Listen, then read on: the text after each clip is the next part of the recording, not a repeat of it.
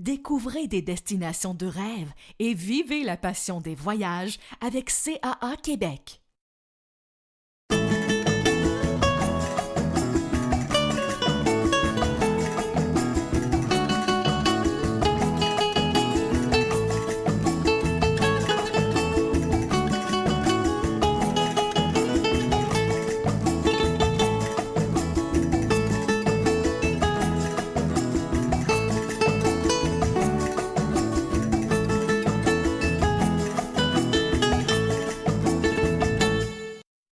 Salut tout le monde, bienvenue à Passion Voyage. Cette semaine, c'est assez spécial étant donné qu'on ne vous parlera pas de 2, 3 ou 4 pays, mais de 6 pays différents qu'on va découvrir en croisière et qu'on va découvrir ensemble avec Angelina Mikoniatis, qui est directrice des produits voyage chez CAA Québec. Salut Angelina. Salut Jean-François. 6 pays différents, on demeure en Asie cette semaine. Ça pourrait être encore une bonne façon de découvrir l'Asie pour savoir qu'est-ce qu'on préfère sur ce continent-là? Bien, tout à fait, comme tu dis. Il y a plusieurs personnes qui me posent la question, quel pays on devrait faire en premier en Asie? Mais ça, c'est la solution pour moi idéale, parce que vous en faites effectivement 6. On fait la Thaïlande, Singapour, le Japon, le Vietnam, la Chine et la Corée du Sud. Et la Corée du Sud, il faut le dire, c'est pas souvent dans les itinéraires de voyage, donc ça nous permet de découvrir quelque chose vraiment qui est différent. Et tout au long de notre périple, on va voir évidemment des très grandes villes, des villes modernes avec des gratte-ciels, des villes frénétiques, mais aussi on va visiter des petits villages et on va apprendre à connaître les peuples de chacun de ces pays-là. Et pour certains pourraient dire, mais c'est tout pareil, ça se ressemble, mais c'est pas vrai. Chaque pays a vraiment ses cultures, ses traditions et c'est vraiment unique d'un endroit à l'autre. Et c'est l'idéal, une croisière, parce que notre chambre à coucher nous suit à tous les soirs. Effectivement, et on n'a pas à faire et défaire nos valises chaque soir. Un autre plus que j'avais complètement oublié. Restez là, Passion Voyage, car au retour, nous allons regarder le navire à bord duquel nous allons embarquer. Il s'agit du Diamond Princess. Restez là.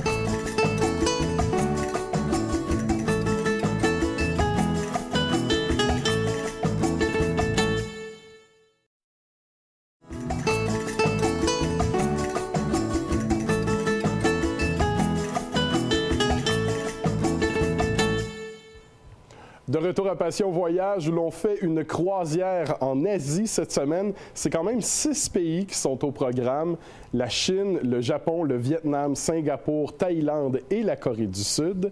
On va faire ça à bord du Diamond Princess, qui est un bateau de 2004. Tout à fait. Un navire 4 étoiles de 116 000 tonnes qui peut accueillir un petit peu plus que 2600 passagers avec un service exceptionnel parce que le ratio passager-équipage est presque 2 pour 1.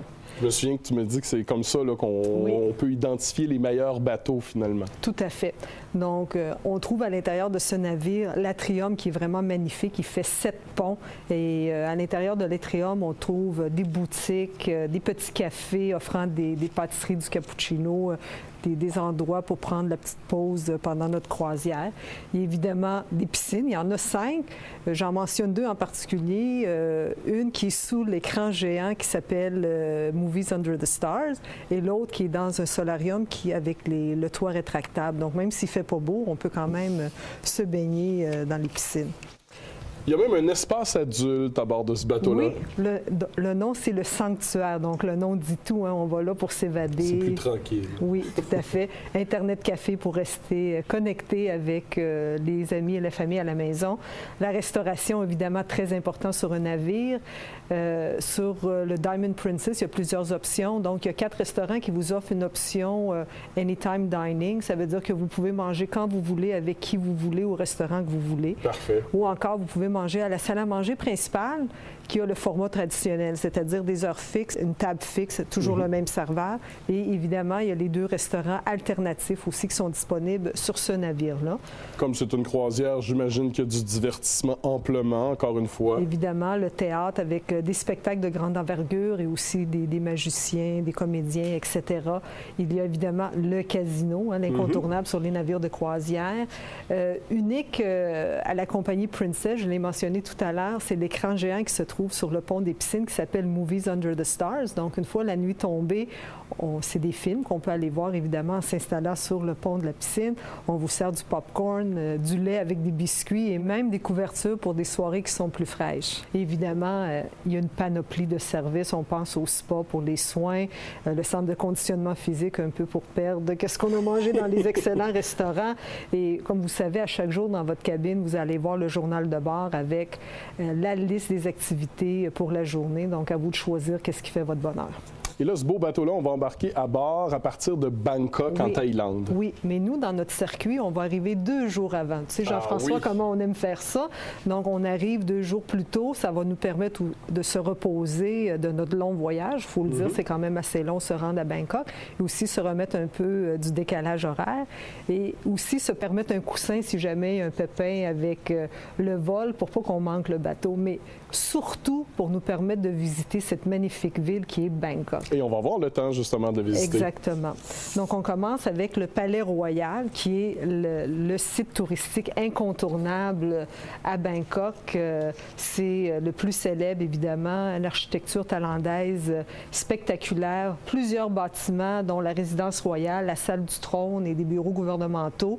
Le temple le plus visité, c'est le temple du Bouddha d'Émeraude. Et si tu t'en souviens, Jean-François, lorsqu'on a fait le Mekong, qu'est-ce que je t'ai dit? Il n'est pas en émeraude. Non, il est en jade. C'est ça. Il est tout petit aussi, fait que faites pas le saut. Et on va aussi visiter le Wat Po, qui est situé au sud du Palais Royal. Et c'est là qu'on trouve un des plus grands et des plus anciens temples bouddhistes de Thaïlande.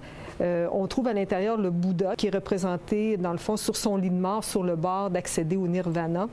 Il fait 45 mètres de long. Incroyable. Oui. Et les pieds du Bouddha sont incrustés de nacre qui représentent les 108 états du Bouddha. Donc, c'est vraiment spectaculaire. On voit un autre Wat qui était temple, si je me souviens bien de l'émission du Triangle d'or. Oui, Wat veut dire temple. Et on vous rappelle que lorsque vous rentrez dans les temples, vous devez enlever vos souliers. Donc, si vous ne voulez pas marcher nu-pied, pensez d'apporter des chaussettes. Et aussi faire attention à notre habillement parce qu'on peut se faire refuser l'entrée des temples. Et le troisième temple qu'on visite, effectivement, c'est le Wat Trami, qui, lui, abrite le statue de Bouddha qui est en or massif. Il fait 3 mètres de haut et pèse 5,5 tonnes. C'est de l'or. C'est de l'or, ça. Donc, on continue Là, on embarque sur le navire. Oui. On part et on arrive à Singapour. Donc, c'est une ville-État de plus de 4 millions d'habitants qui a été fondée par la fameuse West India Trading Company. Donc, on sait que c'était une compagnie britannique. Donc, il y a effectivement une influence fortement britannique. C'est un État qui est situé à quelques 130 km au nord de l'Équateur. Donc, c'est une île qui était un havre pour les pirates malaisiens, les pirates chinois et aussi pour les marchands arabes. Donc, toutes ces cultures-là ont fait en sorte qu'on a aujourd'hui une métropole qui est très intrigante, qui est composée de gratte-ciels modernes, de maisons chinoises avec des toits aux tuiles rouges, des édifices victoriens, des temples bouddhistes et des bazars arabes. Donc, il y a beaucoup de choses à voir à Singapour. C'est vraiment une ville très intéressante. Une belle diversité dans la culture également. Alors ça, c'était pour Singapour et Bangkok. Oui. On va s'arrêter l'instant d'une courte pause. Au retour, on va se retrouver au Vietnam, à Ho Chi Minh Ville. Et pour s'y rendre, on va aller voir Cédric qui est en centre de service. Restez là à Passion Voyage.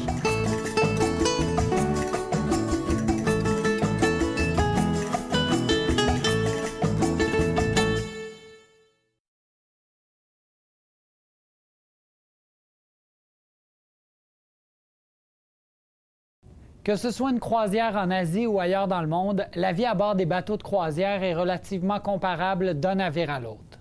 Bien sûr, certains sont plus luxueux et tous ont leurs particularités, mais il y a de grandes similitudes.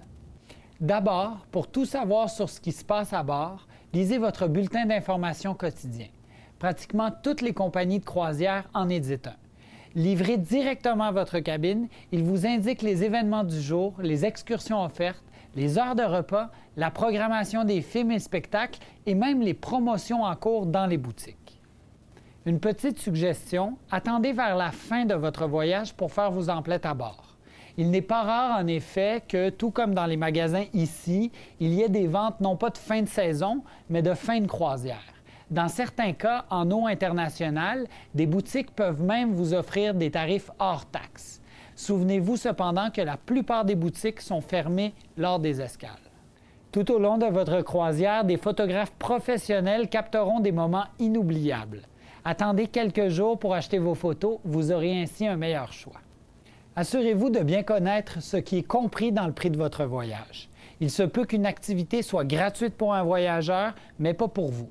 Ça dépend de votre forfait. Votre temps à bord est limité. Si vous souhaitez effectuer une activité où le nombre de personnes est restreint, informez-vous dès votre arrivée à bord et faites une réservation au besoin. De plus en plus de navires sont entièrement non-fumeurs, même sur les ponts extérieurs. Pour la majorité des autres bateaux, il est généralement interdit de fumer dans les endroits fermés, incluant les cabines et les balcons de cabine. Surveillez les affiches, les zones fumeurs et non-fumeurs sont clairement identifiées. En terminant, tout comme dans les hôtels, des mini-coffres de sûreté sont disponibles afin d'y déposer vos objets de valeur. N'hésitez pas à les utiliser. Sur ces quelques conseils, bon voyage. Quel est l'ancien nom de la Thaïlande? A. Le Myanmar. B. Le Siam. Ou C. Lang Sang.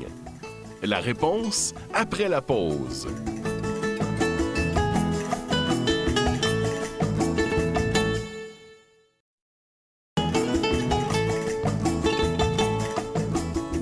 La réponse est B. Le Siam a été le nom de la Thaïlande jusqu'en 1939. De retour à Passion Voyage avec notre croisière en Asie. On est rendu dans la partie vietnamienne de la croisière. On est à Ho Chi Minh Ville. Oui. On en a un petit peu parlé d'ailleurs lors du Triangle d'Or. Je me souviens, tu m'avais dit à quel point cette ville-là respirait l'influence française. Tout à fait. Elle était sous l'influence française pendant plusieurs décennies. Et d'ailleurs, les incontournables de cette ville-là, c'est le palais de la Réunification, qui était l'ancien palais présidentiel. On va aussi visiter l'édifice de la Poste, dont la charpente métallique et la verrière ont été conçues par Gustave Eiffel. Encore. Et on va visiter également la cathédrale Notre-Dame, qui est elle aussi de style colonial français, qui est érigée à la fin du 19e siècle. Et on va terminer notre visite de Ho Chi Minh Ville avec une balade en cyclopousse dans le quartier animé de Cha Lan. Il semble-t-il que c'est un sport extrême. Ah oui, ça c'est certain. C'est tout un spectacle, hein? Oui, c'est très achalandé. Là. Il y a beaucoup de voitures, de mobylettes et de personnes également. Oui, hein? Donc, faut pas hésiter quand on essaie de traverser la rue, là, sinon ça peut être dramatique. Et d'ailleurs, on va poursuivre notre périple au Vietnam. Cette fois-ci, ce sera à Nha Trang. Oui, en campagne. Cette fois-ci, on sort de la grande ville et on s'en va en campagne. Et cette excursion va nous permettre d'apprendre davantage sur les activités économiques des communautés rurales de cette région-là. On va visiter une boulangerie artisanale. On va faire une petite dégustation, toujours, évidemment, pour vérifier la qualité. Oui, le contrôle de qualité, c'est très important. Exactement. Et aussi, on va visiter une maison ancienne de plus de 180 ans. On va rentrer à l'intérieur de cette maison-là, dans l'intimité des gens. Donc, on va avoir vraiment une bonne idée comment les gens vivent dans cet endroit-là du pays. Et d'ailleurs, moi, j'invite les gens, lorsqu'ils seront au Vietnam, d'aller voir les plus âgés, les gens qui ont appris le français. Ils se souviennent encore de quelques mots de français. Là. Tout à fait. Alors, c'est une belle surprise qui nous attend finalement. Le cas du Vietnam est réglé. On se dirige vers la Chine et on commence par quelque chose de grandiose, la ville de Hong Kong. Oui, la ville de Hong Kong qui était sous la domination britannique pendant plusieurs années, qui a été rétrocédée à la Chine en 1997. Donc, évidemment, on va s'attendre à avoir beaucoup d'influence britannique lorsqu'on circule à Hong Kong. On va prendre le funiculaire pour se rendre au sommet du pic de Victoria, où se trouvent les plus belles demeures de la ville, mais aussi où on a la plus belle vue, évidemment, sur Hong Kong et sur le port. La baie. La baie, voilà. Exactement. On va se rendre, on va prendre un petit bateau de pêcheurs pour se rendre justement à un petit village de pêcheurs qui s'appelle Aberdeen et on va découvrir un peu la vie locale là-bas. On va se rendre rendre aussi dans les marchés d'Hong Kong. Hong Kong est réputé pour ses nombreux marchés. On va visiter le célèbre marché Stanley. On va aussi visiter le marché aux oiseaux, qui n'est pas vraiment un marché, mais qui est plutôt un jardin où les gens viennent promener leurs oiseaux. C'est mignon. Comme on promène nos chiens ici Oui, c'est vrai. au Québec, mais eux promènent leurs oiseaux. Et on va finir avec une visite au marché aux fleurs de Hong Kong, un lieu vraiment magique là, où on voit tellement de variétés de fleurs, des odeurs magnifiques également. Une autre ville chinoise, Oui. encore plus populeuse, hein, Oui. c'est 18 millions et demi d'habitants. Il s'agit de Shanghai. Oui, Shanghai, c'est la ville la plus peuplée de la Chine, tu viens de le dire, et une des villes avec une densité de population des plus élevées au monde. Donc, il y a du monde. Il y a du monde au pouce carré. Oui. On va monter, entre autres, au sommet de la tour Jinmao pour profiter d'une vue panoramique sur Shanghai. 88 étages, Wow. 421 mètres. On peut prendre l'ascenseur, là. hein? Oui, on OK. va prendre l'ascenseur. Il est tellement rapide, Jean-François. Il fait 9 mètres à la seconde. Le trajet prend 50 secondes pour se rendre au sommet. Yeah, c'est impressionnant. Ah, ça va vite. On n'aura pas le mal des transports, là, Non. toujours. On va aussi visiter quelques temples bouddhistes au centre de Shanghai et on va aller visiter un des plus beaux jardins de Shanghai qui s'appelle le Yuyan. Et je vous invite à aller faire l'essai du train Maglev, qui est un train à suspension magnétique. Oui. Il fait 431 km à l'heure. Et c'est encore plus vite que Vite les que TGV du Japon. oui. Puis, et c'est incroyable. C'est hein? stable. C'est impressionnant. stable, oui. Le train ne touche pas au rail, étant donné que c'est des aimants Exactement. inversés. Là. C'est assez impressionnant de C'est voir toute ça. une expérience. Et on termine pas avec la Chine, non pas pour l'instant. On va y retourner plus tard dans notre croisière. d'accord. Mais à partir de Shanghai, on s'en va au Japon, À Nagasaki. à Nagasaki. Une autre ville, malheureusement, qui est tristement célèbre pour un bombardement atomique. C'est à 11h02, le 9 août 1945, que la deuxième bombe atomique a frappé le Japon. 70 000 personnes mortes. Évidemment, on érigeait des musées et des parcs pour se souvenir de ce triste événement. Donc, nous, on va aller voir le musée de la bombe atomique où on peut voir des photos et des témoignages des victimes. Le parc de la Paix qui abrite une spectaculaire statue de bronze haute de 9,5 mètres. Et on va prendre également le téléphérique pour se rendre au sommet du mont Inasa, 332 mètres d'altitude pour pouvoir voir l'ensemble de la ville également. La partie originale, je dirais, Oui. du voyage, c'est lorsqu'on arrive en Corée du Sud. Oui. C'est pas très populaire comme destination de croisière, il faut se le dire. Oui. On va visiter la ville de Busan. Oui, 3,6 millions de population. C'est la deuxième ville en importance après Séoul. Son port est le 5e plus achalandé au monde. Quand même, hein? C'est pas Impressionnant. rien, oui. D'ailleurs, pour ceux qui aiment le magasinage, c'est la place. C'est là qu'on trouve le plus grand magasin à rayons au monde. Pour vrai. Donc, on peut passer quelques heures à l'intérieur. J'ai eu peur que tu me dises quelques jours, mais Ben, on aurait pu passer quelques jours, mais c'est une journée d'escale, donc on n'a pas le choix.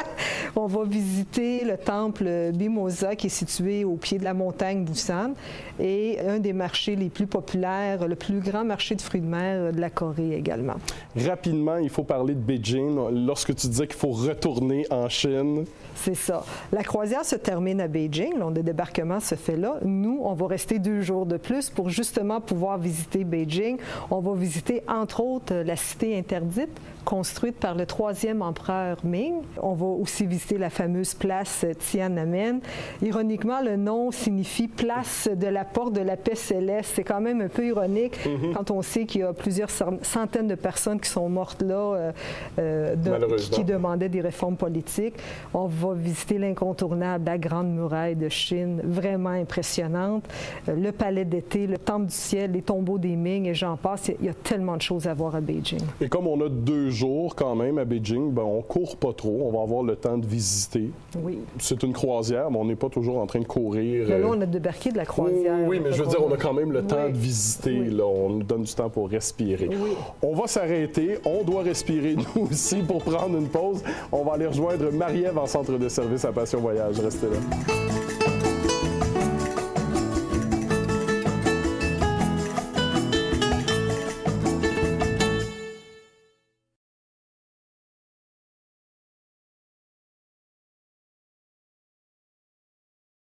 Un voyage en Asie, c'est tout un dépaysement. Il peut même arriver qu'on ait un peu le mal du pays. Il existe différents trucs pour se sentir comme à la maison. Certaines personnes auront dans leur bagage un petit pot de beurre d'arachide ou de confiture. Réconfort assuré. Comme un sommeil réparateur est essentiel pour bien profiter d'un voyage, apporter ses propres draps qu'on aura au préalable lavés avec notre détergent habituel peut s'avérer une bonne idée. Ces draps légers et compacts une fois pliés sont faits spécialement pour les voyageurs. Même chose pour les couvertures. Faites une pierre deux coups. En plus de les utiliser pour mieux dormir, elles vous seront très utiles dans l'avion. Il en existe différents modèles. En passant, la plupart des compagnies aériennes font dorénavant payer les couvertures à bord. Et le summum pour vous garantir des nuits reposantes, peu importe ce qui se passe à l'extérieur de votre chambre, des bouchons de mousse et un masque pour les yeux. Encore là, gardez ces articles dans votre sac de cabine. L'Asie, c'est beaucoup d'heures de vol. Vous serez heureux de les avoir à portée de main dans l'avion. Comme vous ne voulez pas manquer votre prochaine excursion, n'oubliez pas d'apporter un cadran de voyage. Il vous réveillera même avec vos bouchons. Et justement, au retour de cette fabuleuse journée d'excursion, il se peut que vous ayez même envie de retirer vos chaussures de marche. Ces pantoufles ou sandales de voyage vous aideront à reposer vos pieds. Compactes et légères, elles se glissent même dans un sac à main. En terminant, rien ne vous fait sentir autant à la maison que votre boisson chaude préférée. Une bouilloire de voyage Bitension vous permettra de déguster ce chocolat chaud, ce thé ou cette tisane que vous aimez tant. Et ce, peu importe le pays. Bon voyage! Quelle est la ville la plus peuplée du Vietnam? A. Hanoï, B. Hue ou C. Ho Chi Minh Ville? La réponse après la pause.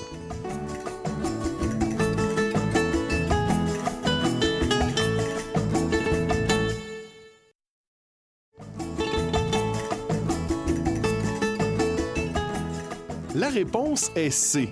Ho Chi Minh Ville est la ville la plus peuplée du Vietnam.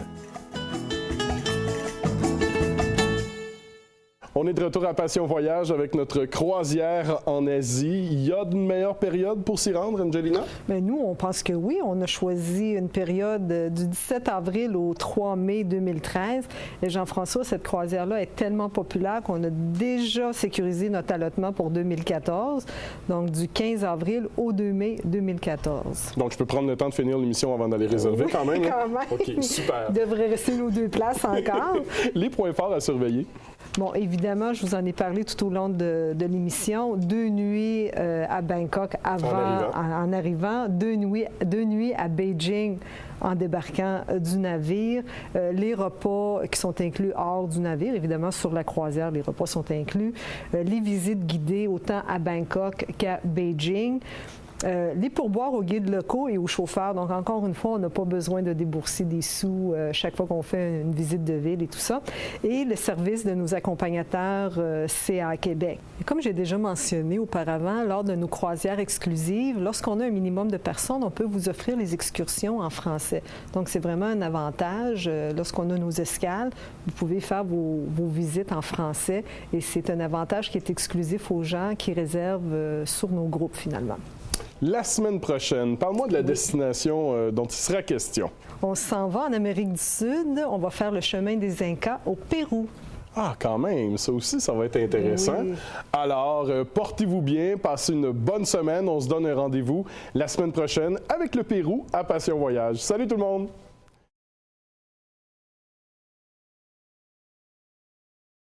CAA Québec vous aide à dénicher votre destination de rêve. Pas besoin d'être membre pour en profiter. Voyager avec CAA Québec, ça vous avantage.